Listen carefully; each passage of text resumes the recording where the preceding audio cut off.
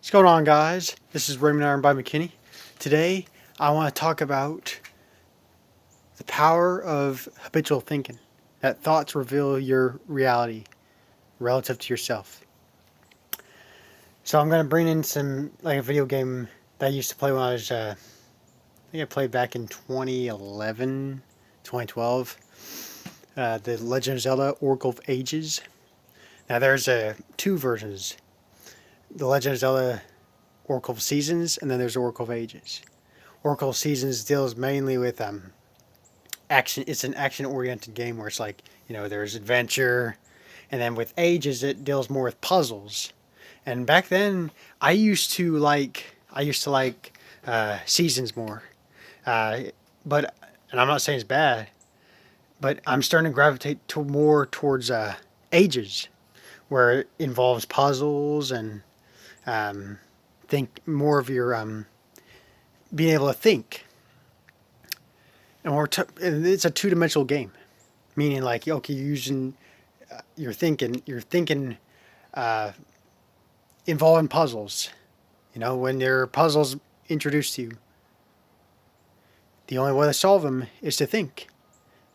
You're thinking, you're accessing the subconscious mind. I talk about this as the subconscious mind gives you all answers to what you're thinking. Okay, how am I going to figure this out? I'm thinking, I'm trying to process, uh, trying to align my circuits in my brain. It's like, oh, I got it.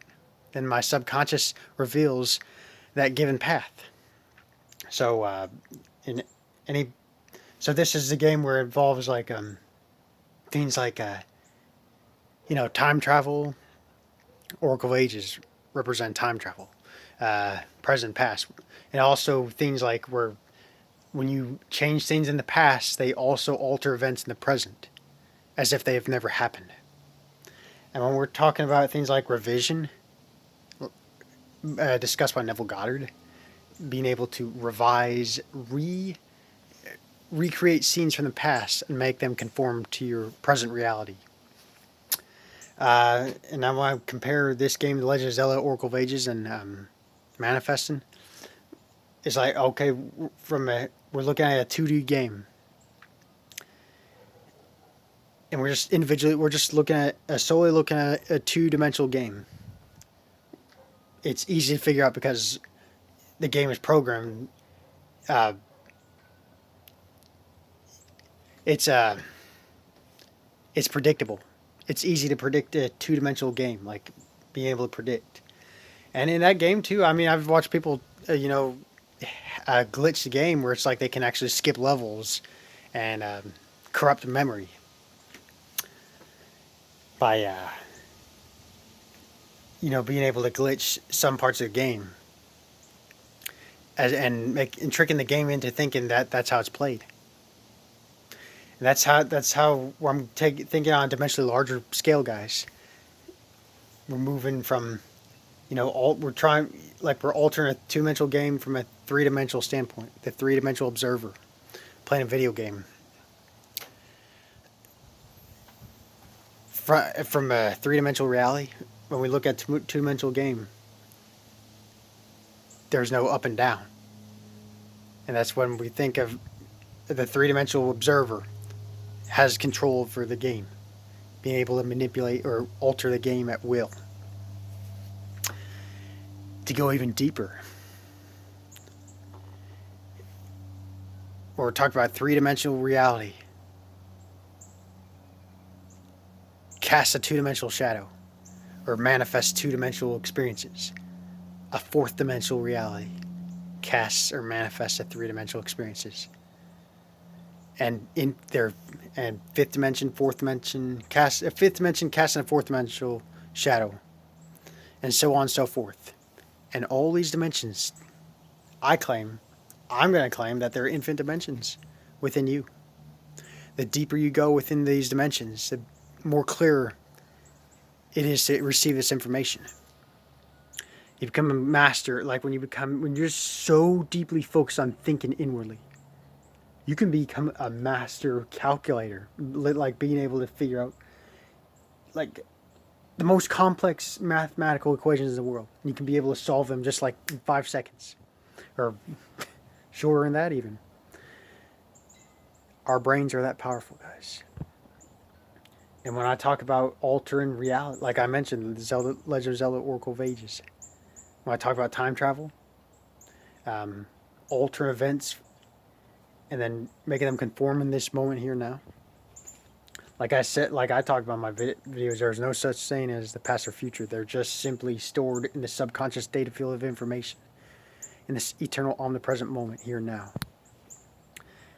And this is how I look at objective reality, guys. That objective reality is like a video game. It's like I'm in the Legend of Zelda Oracle of Ages. Or, it's kind of how I like to think of it right now.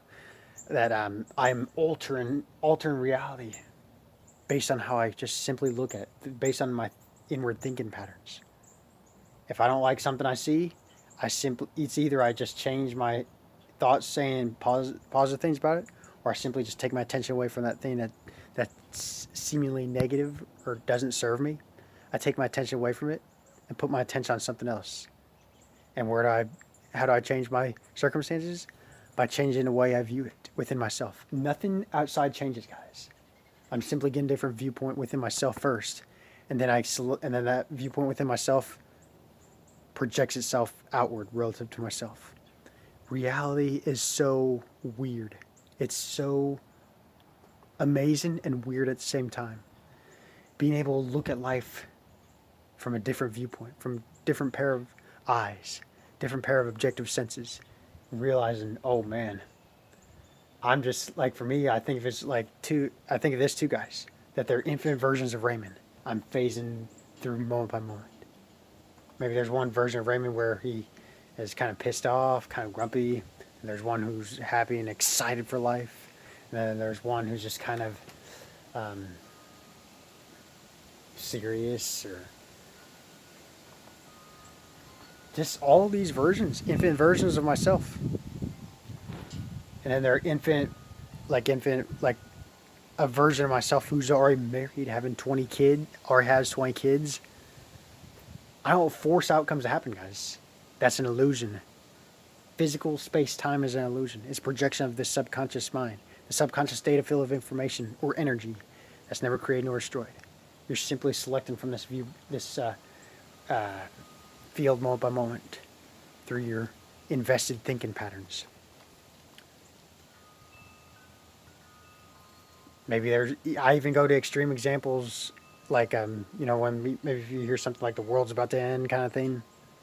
People say, even scientists saying stuff like, well, there's nothing you can do about it. You don't have to conform to that reality, guys. People could say stuff like, oh, the world's ending because of some solar flare or meteor hitting the earth kind of thing. Catastrophic event. You don't have to conform to that reality. That more pleasant reality already exists within you, waiting to be projected outward. And you can conform to that. And then the events outside just subtly rearrange, as if those catastrophic events have never happened. Things like war or disease or all those things, they exist now. I mean, they exist now. You don't have to tune into them. You don't have to conform to that reality, guys. When I share these messages, I'm never imposing my messages on anyone. I'm just simply sharing my messages to be a leading example. It's my way of just sharing messages that life is how you view it, directed by your self-narrative. How do you mentally position yourself in relation to the world? That this world is your matrix, your dream world. You can call it a simulated reality. You can call it your dream world. Like Inception. You are the eternal dreamer, dreaming non-eternal dreams. You're imposing beliefs on yourself. You are the one who gives to and takes from yourself moment by moment. You are the one who imposes limits on yourself. No one else does but you guys. They are simply messengers, like Neville Goddard says. Everyone around you, everything and everyone around you. The whole vast world is yourself pushed out. The whole vast world is simply a messenger to your invested thinking patterns. Your habitual, frequent thinking patterns. This is your world, guys, and you have the ability to view it however you want. You simply view it however you want. Life is simply how you view it, guys. It's determined by your self-narrative. And there's no way, and there's no way, and there's no definitive way to prove or disprove this, because you have the ability to choose and think for yourself. Don't allow the objective reality to sway you. Objective reality has no power of its own, guys. It must obey however you view it. However you view it. It's simply we're in a hall of mirrors, atomically arranged mirrors parallel to one another. They never physically touch because atoms resist. They're like little resistors. They resist. Even if they appear to be touching, if my hands appear to be touching, it's just the atoms just resisting and give my brain the illusion.